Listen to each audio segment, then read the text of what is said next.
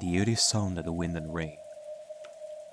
Once again, I hastily regained consciousness on top of the bed. The finger that the witch had bitten off was still attached. I didn't say it was all an illusion, just that it was still attached. After all, the pain and the teeth marks, as though a witch had bitten it, were still there. And yet, the window, which I had supposedly smashed, had been fixed as though it had never been broken in the first place. Okay, well, back over here. This is actually pretty interesting. The way this episode is structured. I mean, we've seen something like this before in the previous episodes, but he really goes like back and forth between moments over here. Like, we go back to Angie and Featherin, talk about stuff, and then we go and look at George and Shannon, and then we have this moment right over here, and then we see a battler, like meta battler. It changes from place to place, like all the time, and chances are that we're gonna have like a moment with Kanon and Jessica soon enough. Like, I'm liking this. How can I escape this creepy room? Why am I locked up in this eerie room, all alone? I want to get out. I have to get out. Let me out of here. The door was sealed with a firm chain. I could open it a crack, but only enough to peek out into the corridor at best.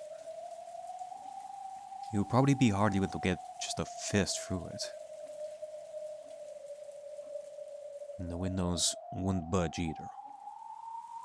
And they were no better than barred prison windows.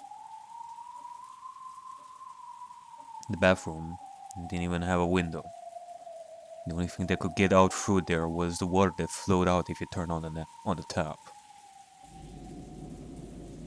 No matter how hard I tried, I couldn't think of any way out of here. Shut in here like this, I was no more or less than a prisoner.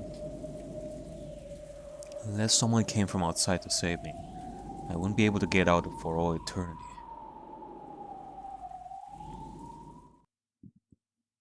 In that case, couldn't I just call for help?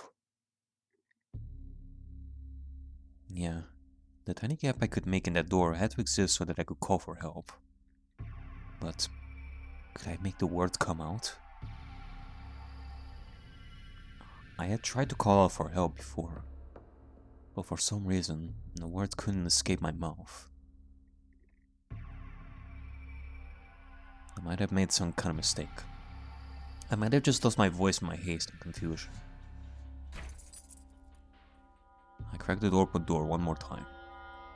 The warm light of the hallway flowed in, making the darkness of the room stand out all the more. Though I couldn't hear any voices, I did feel something peaceful. I was sure that everyone was in a room at the other end of the hallway, chatting happily about something. If I could just call out, someone would surely come to save me.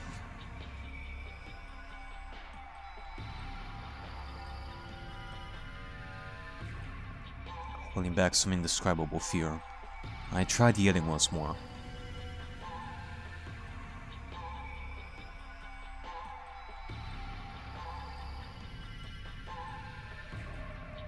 But the result was the same.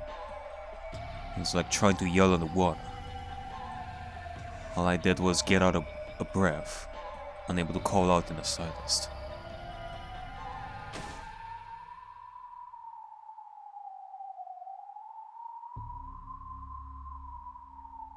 I could say as much as I wanted if I just grumbled to myself inside the room. But if I tried to make my voice reach outside, I choked and wasn't able to say anything. I understood. My body wasn't the only thing imprisoned in this eerie locked room. Oh my goodness. I am thinking about something crazy right now.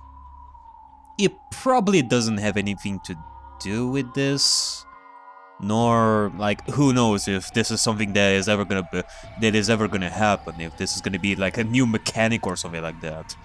Like we've seen red shoes, for example, being used to describe something that cannot be false but can be interpreted as such. Meaning that it is the moment that it described that has the power, and the red truth only has the power to describe that moment. But what if it's the opposite way around? What if something like the red truth would have control over the moment? Like, not the red truth, but something else, like a new rule, that if you were to say that one thing, that would dictate if it's possible or not on the game board. Like, it would have like total control or something. For example, in similar fashion to a rare truth, you would say, there is no way that a sound would come out of inside this room. Like, if you were to say that, no matter how much noise you would make inside that room, there is no way for it to reach outside. Even if you are making noise inside the room, the noise would not come outside. Imagine that kind of power being used. If you were to have a rule such as that to control the game board itself, that would be freaking... That would be really, really terrifying. My voice was as well. Thinking that I could use some other kind of sound. Thinking that I could use some other kind of sound to call for help. I tried opening and closing the door violently, making the chain rattle. Okay, just like I said before. Like, it depends on the wording of the sentence. You are to say that there's no way that a voice can be heard outside from inside the room. Well, if you are to make a noise with something else, like an object, that kind of noise can be heard outside. It did sound as though it was making a noisy, clanking sound, and I was sure it was no good. Even this sound was imprisoned within the locked room. No matter how harsh a sound I made, I was certain it would be quieter than a leaf falling by the time you reached the other end of the corridor. I tried using the hateful chain that sealed the door to make a sound to call for someone, but that only deepened my despair.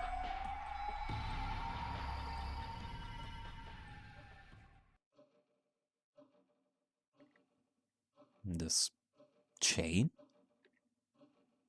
Well, that's insane. Even though just a second ago, it was a stiff chain that looked like it was used to seal a monster away, at some point, it had transformed into a normal chain lock. Oh? This changed everything. I could just undo it from the inside. I tried to undo the chain, but I couldn't pull it off. The chain not being long enough for that while the door was still open a crack. Okay. I guess I could think of this as just another means of creating even more despair towards this person that is locked inside. I mean, as that.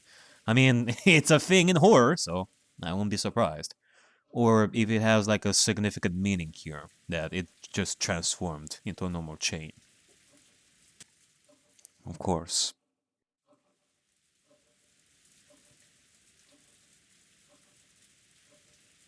I swallowed, and I calmly closed the door. Then, when I saw that the chain had slackened enough, I touched it with my finger to make sure. When I was little, I hated chains, because I could never get them undone right. However, that was a long time ago. I couldn't fasten them normally now. Anyone could. It was easy. At that moment, that terrible thought, that the demon who had locked me in this room might have been using this as a trap to give me hope, and then make me despair even more, it finally stopped haunting me. Okay, well, I've been thinking about that too, but you still have to check. The chain lock unfastened.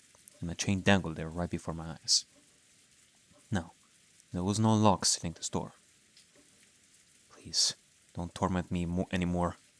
Just open normally. And the next thing you know, there's gonna be like another door, like right there. It's like a Looney Tunes cartoon, where you just open like many doors, and you're just gonna go to the other side. Slowly, the door opened. I closed the door in order to undo the chain. So the warm light from the hallway had been cut off. What if I opened it again and that warm light was gone this time? I'm afraid of that. However, that was just me overly imagining things. Slowly, expanding before my eyes. No. This is normal for a door. As the door let out an annoying creak, the exit from this cursed locker room finally opened.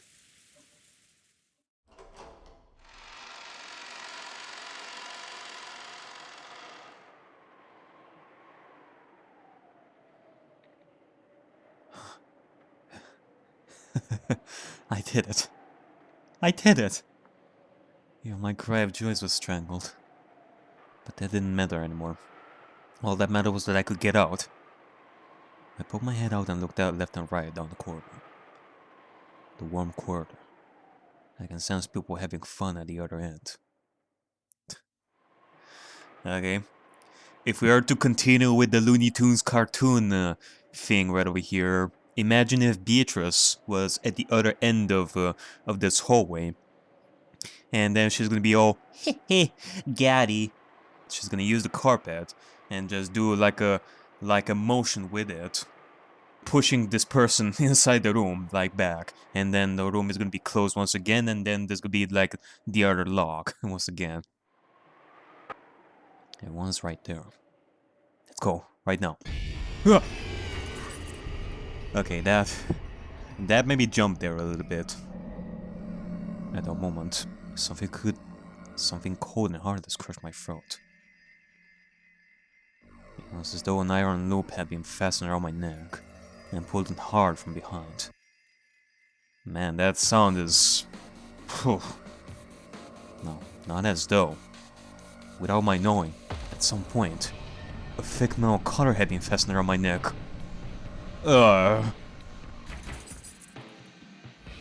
When had this happened? When I turned around, I despaired even more. From the inner side of the door I just opened, a thick chain extended, which was connected to my collar. I pulled on it, but it didn't even budge. I shook it. The whole door creaked. What the hell? The chain that connected to my collar was attached to the inner side of the door. Yeah, the same heartless chain that had secured the door a short while back. It suddenly became a chain holding me in place.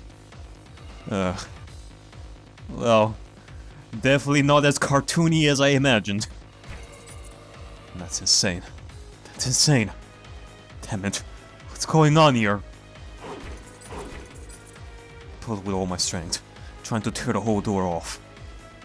But I already knew from repeated experiments that it wouldn't even budge. And I was sure this chain would disappear once I went back inside the room.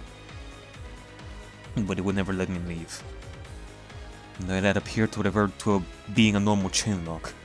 Nothing had actually changed. The fact that the chain lock bound to me that room. The fact that a chain lock bound me to that room was just as true now as ever.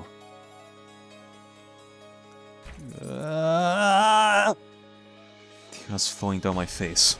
I pulled it with all I had. It's completely useless.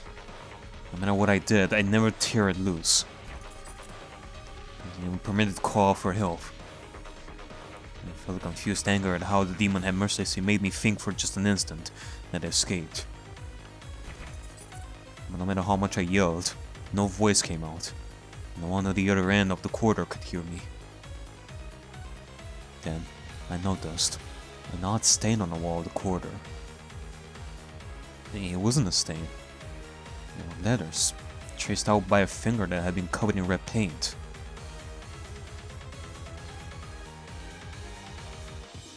The Those letters, which looked like they had been drawn in blood, answered my biggest question.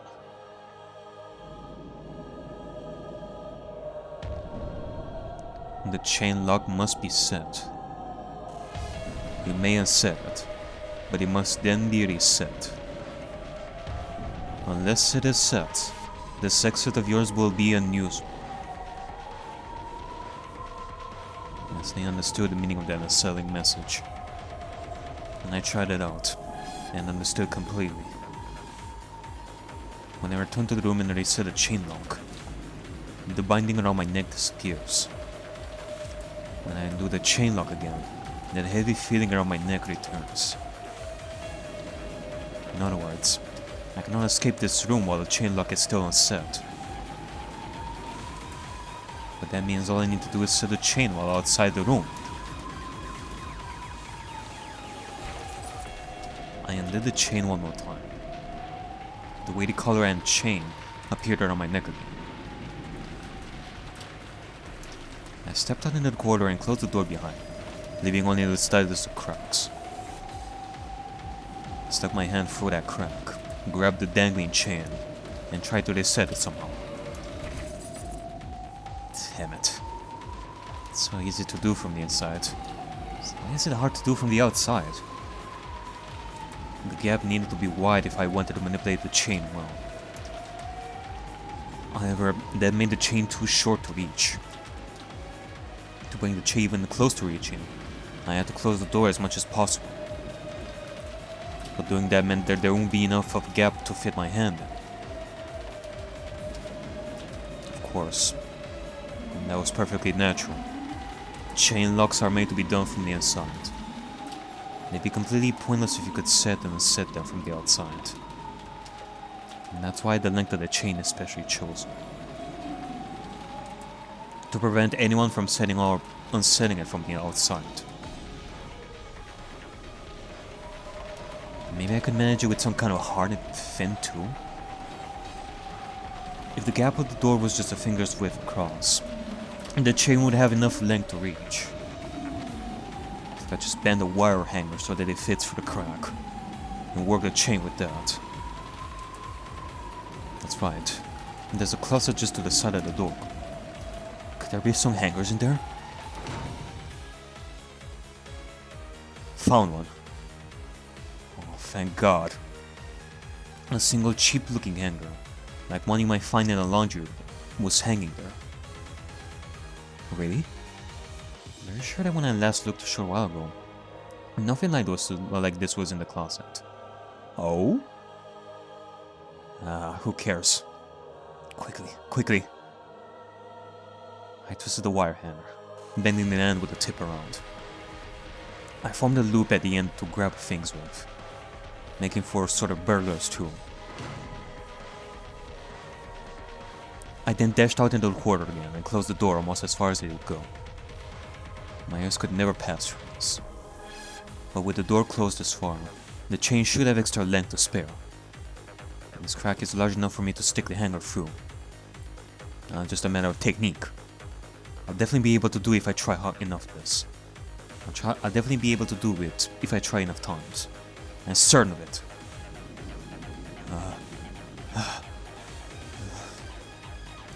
It's harder than it looks. But the chain is long enough. It isn't impossible. I finally got my hands on the one way to escape. It was hard, yes, but it was theoretically impossible. It was possible, and I will be able to get out. I'll be able to escape from here.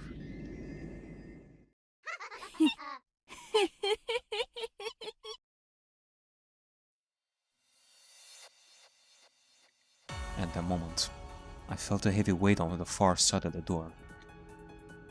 It felt as though someone inside the room had leaned against the door. Or was that Beatrice? With their forehead. And she, the witch, had laughed. Then, I felt a powerful and strange force on the wire hanger. It's trying to grab it away from me? Yeah, right. Like hell I let go. Like hell I let my one key out of here to get stolen while my guard's down. stuck my wrist through it so that I wouldn't drop it if my hand got tired. You won't be able to snatch this out of my hands. God damn it!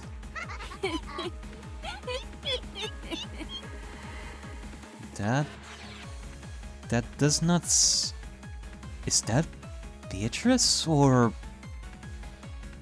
The witch on the other side of the door watched me and laughed once more. Then, I noticed something weird. I looked at my left hand, which I pressed against the door to hold it in place. Within the fingers of that hand, I could see something red. It was that text. I realized immediately, at some point in time, even more bloody letters had been written on the door. My left hand being covering them up. Still fighting against the vice-like strength of the witch beyond the door, I moved my left hand to the side. Where that hand had been, bloody letters had indeed been written. It read as though someone had predicted it had struggled this way from the very beginning. A message directly from the witch to me. No matter the method, it is possible to set or unset the chain lock from the outside. All tricks done from the corridor had been sealed by the red letters. No way.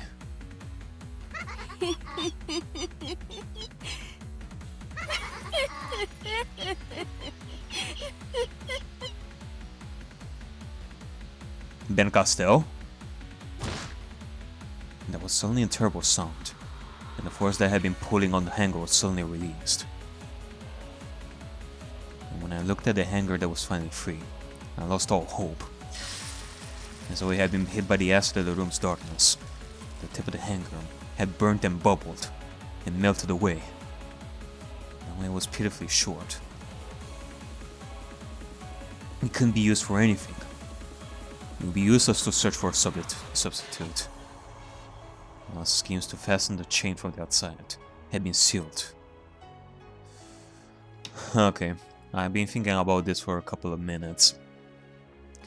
Like, the red text written in blood, it definitely feels like a riddle in some aspect. Maybe if we are to solve this riddle in a way, like if we are to interpret the red text in similar fashion to a riddle, and similarly to what I was doing before, try and squeeze our way through this somehow. Try to find like a loophole through this so that we can escape. Damn it. Damn it, damn it! I threw the remnants of the wire hanger against the floor, fixed the hallway filled with a warm light, and called for help. However, I just choked, unable to speak at all. It was just down the corridor, and everything's peaceful there. I cannot hear their voices, but I know. I'm sure they're all having a good time playing cards. Please, someone notice me. Someone, save me.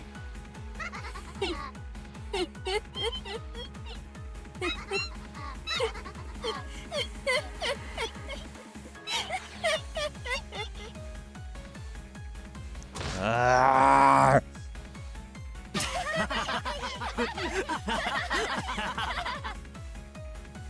This time, it wasn't the witch's voice. It was the happy voices of everyone else, which I could hear from the other end of the hallway. Someone come over here and save me.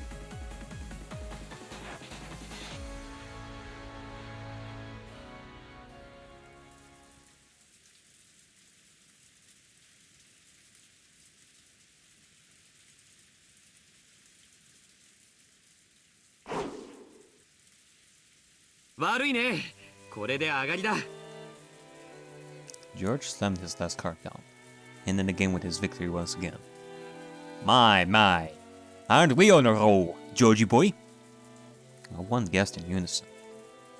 The cousins were almost filled with laughter as they enjoyed their card game. やっぱりジョージの兄貴が持ってたか。憎い。スペードの6が憎い。バートラのダイヤの8もエグかったぜ。ああ、もう悔しい。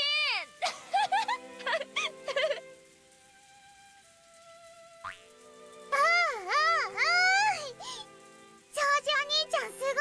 また勝った。そうだよ。また僕たちの勝ちだね。Ah, such happy times. Such happy times. Oh, what was that noise? I feel like I'm hearing some screams or something like that. Eh, whatever. Ah, happy times.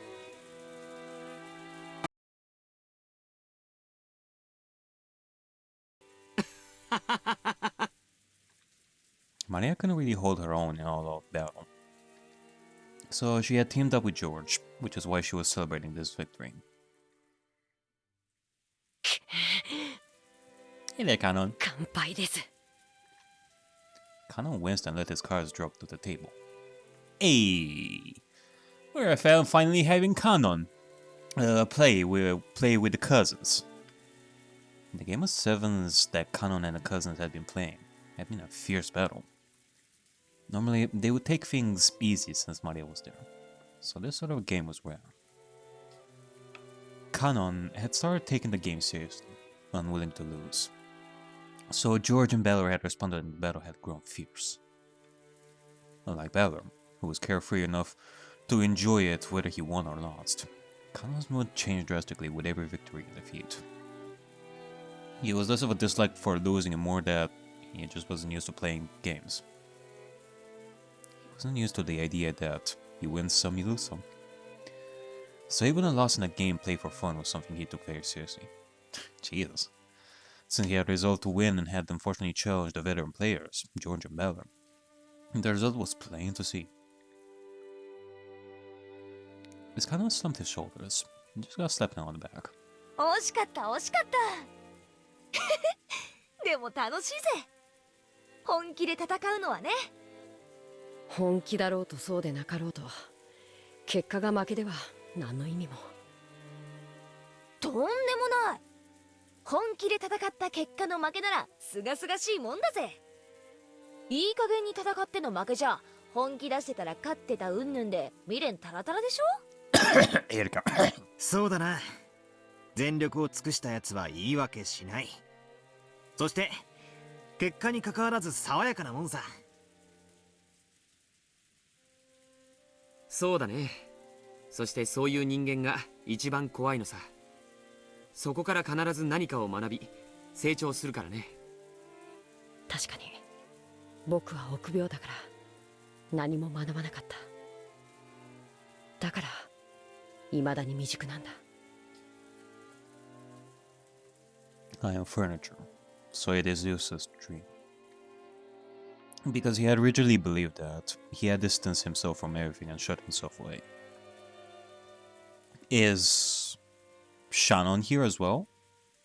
I guess it doesn't really make a... Like, I do want her to be part of the game, so that we all play.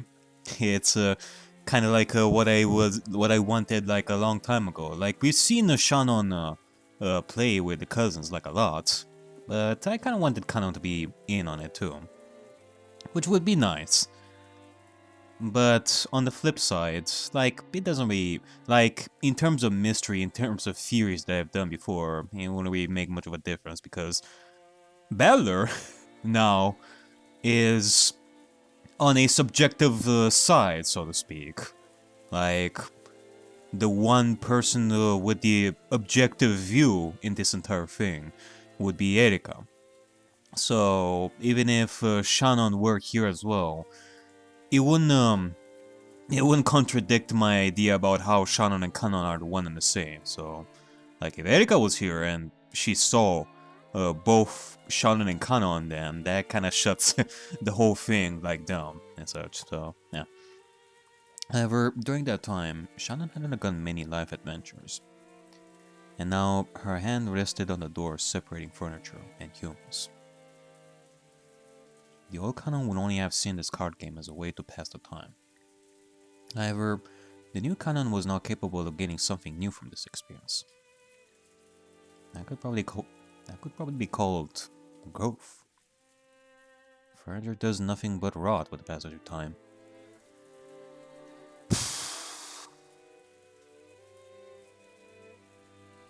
maybe that is also like a different meaning towards the usage of the concept of furniture in this entire thing being applied to a person like Kanon or Shan or stuff like that. Like this whole thing with people can grow, but furniture, they don't grow. In fact, they rot with time and such. Maybe that's another metaphor that the game is using, like right over here. Being able to grow is a privilege given only to humans.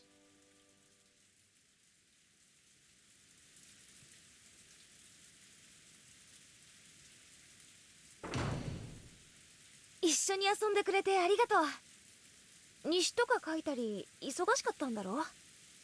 付き合ってくれて本当にサンキューだぜ。いいえ、僕も楽しかったです。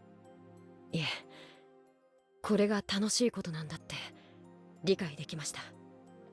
Okay, there you go. More Kanon and Jessica. Let's see. Let me see what's gonna happen here. 僕を無理に誘ってくれてありがとうございます。私たちはさ、もっともっといろいろなことに挑戦していこう。そして君が知らなかったものを探しに行こう。それでさっきの話だけどさ、ギターとか興味ない？いや、別に無理にとは言わないけど、そのきっと難しいでしょうね。まあね。でもさ、そこは丁寧に教えるし、練習は私も付き合うから。まあ言うほど私もうまくないんだけどね。At first, Kanon was scared of touching a musical instrument for the first time in his life. Certain he would make a complete fool of himself. He knew that screwing up like that would make him feel bad. However, Kanon was starting to learn. 初めてで下手なのは当たり前です。それから逃げてたら永遠に何も学べない。何にも至れない。そうさ。だからこそ人は上達を実感して面白くなるんじゃねえかよ。私だって最初はさ、右手と左手が別々に動くってだけでもう全然ダメだったぜ。でも少しずつコツが分かってくるとさ、だんだん当たり前になってきて。僕もその境地に至りたいです。そのための道の一つにお嬢様との音楽活動があるなら、ぜひご一緒させてください。本当に？はい。きっと最初は不出来でお嬢様を失望させてしまうこともあるでしょう。でも本気でやっての失敗だったら、それは清々しいものに違いないとさっきお嬢様たちに教わりましたから。照れるぜ。お嬢様のことをもっと好きになりました。あなたは太陽のような人なのに、僕こんなにもずっと近くにいたのにそれに気づけなかった。じゃあもっと好きになってもらえるように頑張っちゃうぜ。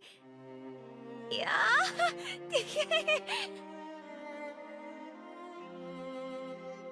Kanon's serious and competitive words were more than enough to make Jessica shy. However, Kanon's expression unexpectedly clouded. 僕がお嬢様を好きになれる理由はこんなにもはっきりしています。だからわからなくて辛いです。何が？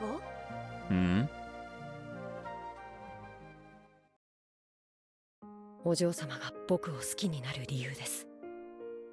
お嬢様と違い、僕は何も照らしてない。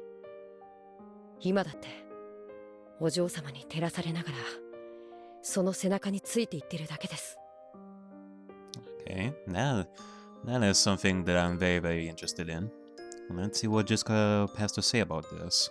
そんなみすぼらしい僕をお嬢様が好きになる理由が何一つ思いつかないんです。そんなことはないぜ。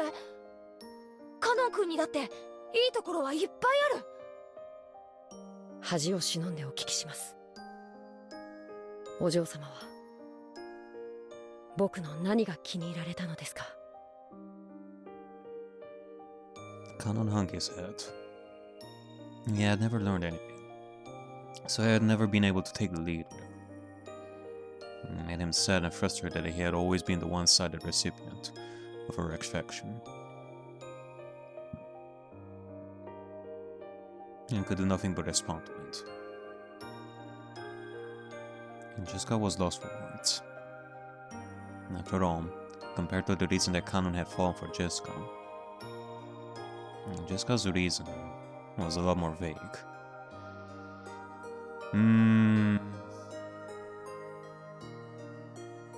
She had listened to Shannon talk about her love with George.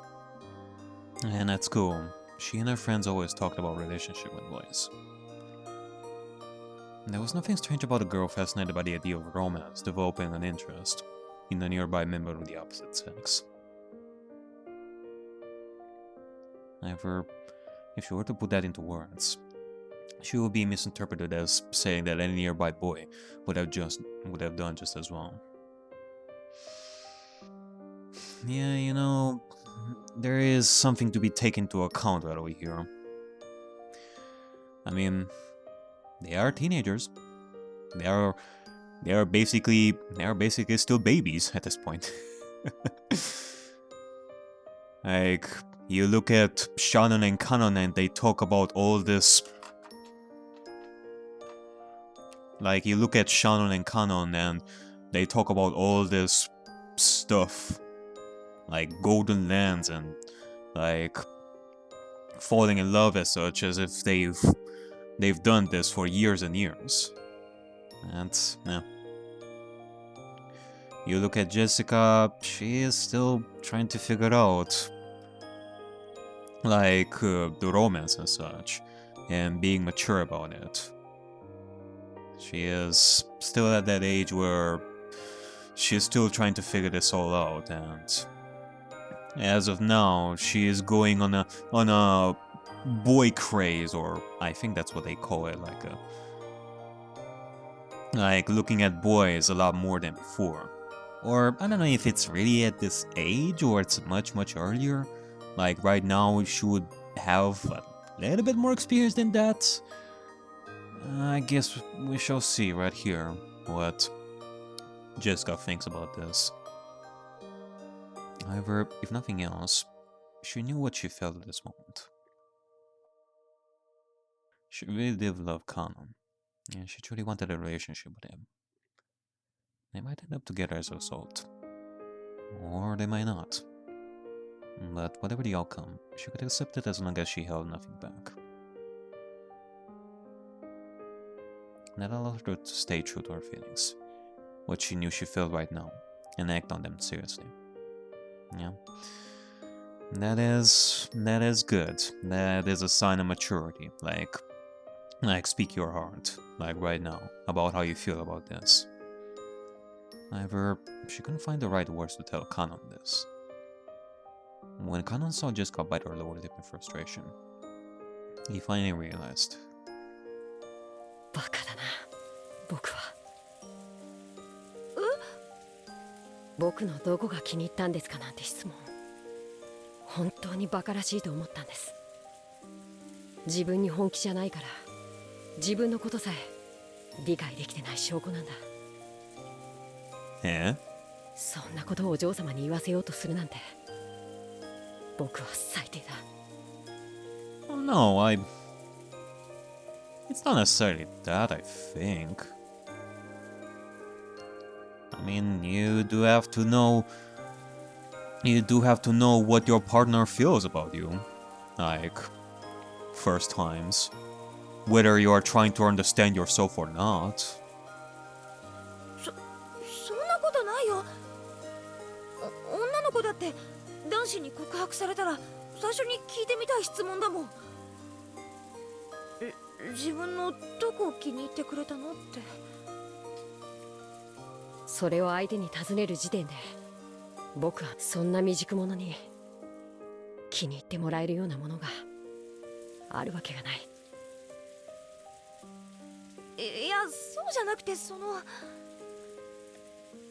Just got panicked, trying desperately to explain how she felt.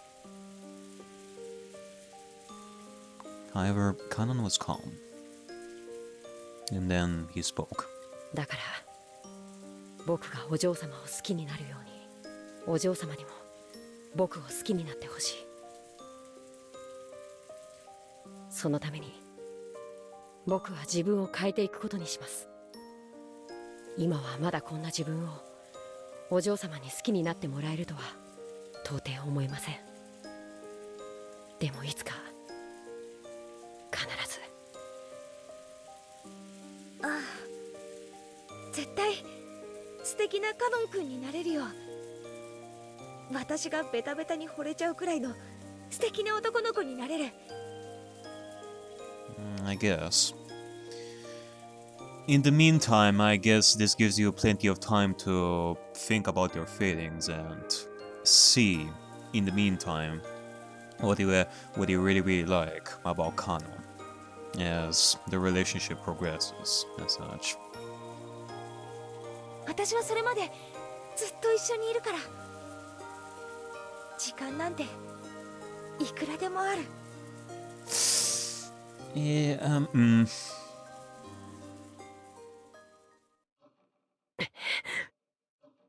ただ時間がそうないのが悔やまれます。時間って家具の話をするとお嬢様が悲しまれます。でも話さなければなりません。そしてそれは僕が本気で戦わなければならないことでもあるのです。何の話？家具だから恋ができないとかそういう話ならもう聞きたくないよ。カノン君は家具なんかじゃない、人間だよ。はい、だから人間になろうと思います。ですがまだ家具なんです。ならなろうよ、人間に。かつて魔女は教えてくれました。この世の一なる元素、それは愛だと。それはこの世に住まう人間は当たり前のように享受できるものです。しかし家具として生み出されたこの世ならざる身には当たり前ではないのです。その当たり前でないものを得るには魔法か奇跡が必要なんです。In the same way that Ne-san and George-san would never end up as they have without borrowing the power of that golden butterfly brooch. さっきからこれがわからないの。何がわからぬというか聞かせよ。今回のゲームが始まり、短くない時間がシャノンやカノンの恋への決意に割かれてきたわ。それ自体は自らを家具と蔑んできた少年少女の青春の決意と成長の物語と好意的に見てもいい。でも2人のある前提にさっきから強い違和感を覚えるの。なぜ魔法が必要なのかであるか。シャノンもカノンも、いえ、あえて家具と呼ぶわ。家具たちは最初から一貫して人間とは恋愛ができないと主張してきた。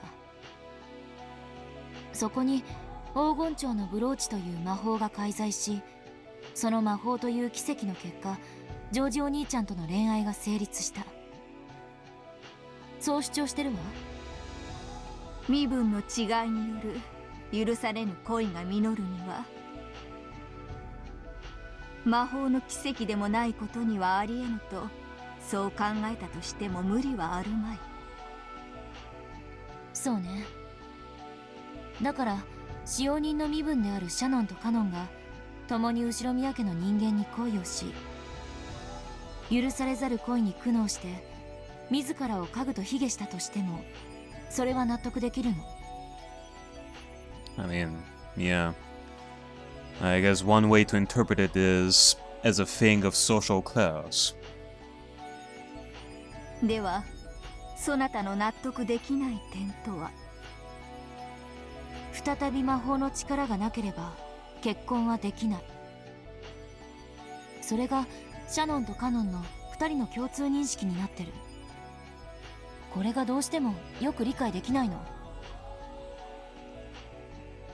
After meeting in secret for quite some time, George and Shannon had finally gotten engaged.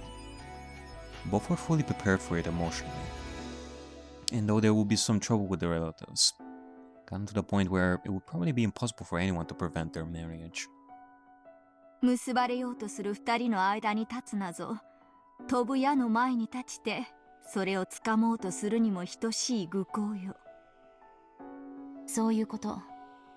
伴侶を生涯守りきると誓ったジョージお兄ちゃんにとって、両親の反対や感動さえ恐れるものではない。むしろそれらさえも彼女への愛を示すちょうどいい試練だとさえ思っているわ。つまり二人は必ず結婚する。誰も拒めない。そして二人は婚約を快諾した。誰にも拒めない、阻めない。馬に蹴られてなんとやらであるな。そう。だから不思議なの。魔法なんて必要ない。If George and Shannon had wanted Eva's approval for their engagement, then magic really might have been necessary. After all, Eva had forbidden his relationship with her. No matter how much George spoke on Shannon's behalf, the chances of Eva being convinced were virtually zero. If that were the case, it wouldn't be understandable if they wanted a magical miracle to make Eva notch their engagement. しかしジョージお兄ちゃんはきっぱりと誓ってるわ。両親に婚約を認められなくても構わないと。そう。二人の婚約を阻む理由は何も存在しないの。